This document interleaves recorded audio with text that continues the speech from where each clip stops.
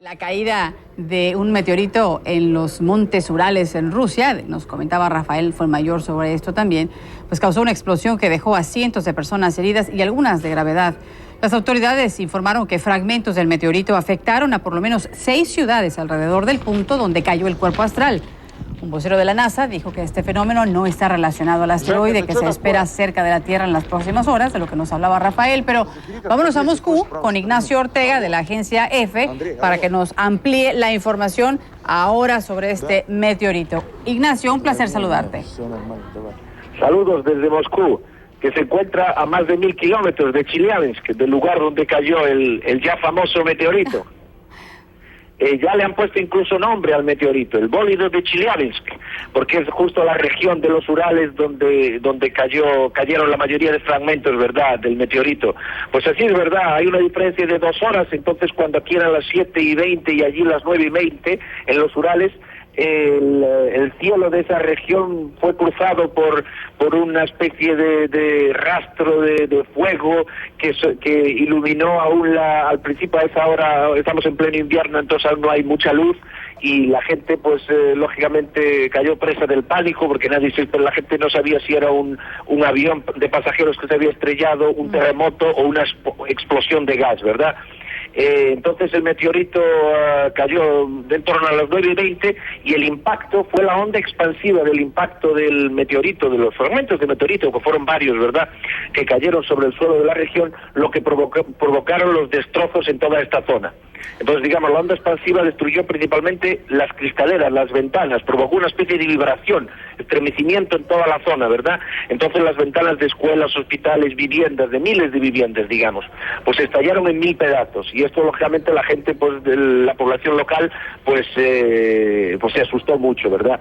Al principio incluso se informó de que los niveles de radiación habían subido y entonces mucha gente se encerró en casa, acudió a las farmacias a comprar agua oxigenada, toda clase de diferentes medicinas, máscaras para taparse la boca. Pero en poco tiempo ya las autoridades informaron de que los niveles de radiación estaban dentro de la norma, ¿verdad? De que la energía, el agua caliente, la calefacción funcionaba, de que todo estaba en la norma. Pero eso no calmó de toda la población, porque claro, cuando estás en pleno invierno, varios grados bajo cero, y las ventanas de tu casa se rompen en 1000 pedazos, pues lógicamente pues no puedes resguardarte del frío. Mucha gente salió a la calle precisamente porque pensaba que era un terremoto, iba a caerles el edificio, su casa encima, ¿verdad?, el tejado. Y entonces fue una situación difícil para ellos, como una película de ciencia ficción. Sin duda, me imagino. Ignacio, permíteme preguntarte, por favor, por la gente que resultó pues con algún tipo de lesión, porque en algunos reportes que nos han llegado se hablan de cientos de personas, además de los inmuebles que resultaron afectados. Estamos viendo imágenes precisamente de una mujer que tiene un vendaje en la cabeza y algunas vendajes también en otras partes de la cara. Cuéntanos de esas personas.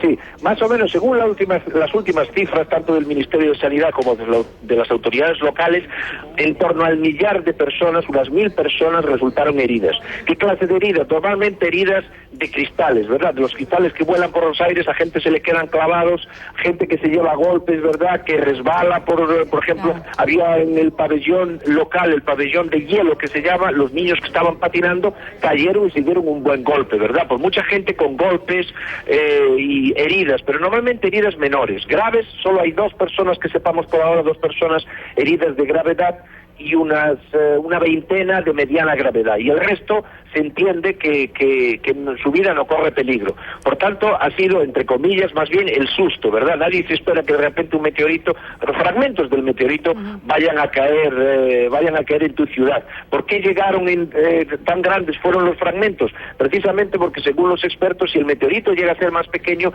se hubiera desintegrado, ¿verdad?, en la atmósfera. Pero como era bastante grande, según los expertos, aquí hay una gran tradición de estudio de meteoritos, del espacio y del cosmos, pues estimaban que el tamaño de la masa del meteorito era de unas 50 toneladas, es decir, que era un gran meteorito. Muchos trozos, lógicamente, se desintegraron, pero muchos otros cayeron en la zona de Chelyabinsk, incluso la onda expansiva, y se hizo notar incluso en varias regiones adyacentes, incluso en la República Centroasiática vecina de Kazajistán. Es decir, que ha sido, lógicamente, el susto ha sido bastante grande. En Chelyabinsk hay unos 3,5 millones de personas, la ciudad tiene un poco más de 1 millón, entonces mucha gente lo sintió. Hasta 200 kilómetros de Chelyabinsk, en la ciudad de Yekaterinburgo, ¿verdad?, donde nació el presidente Boris Yeltsin, el fallecido ya Boris Yeltsin, incluso a 200 kilómetros se veía perfectamente, ¿verdad?, la estela roja, por cierto, era una estela de color rojo, de uno de los trozos del meteorito. Estamos viendo por tanto, imágenes. Ha sido un buen susto.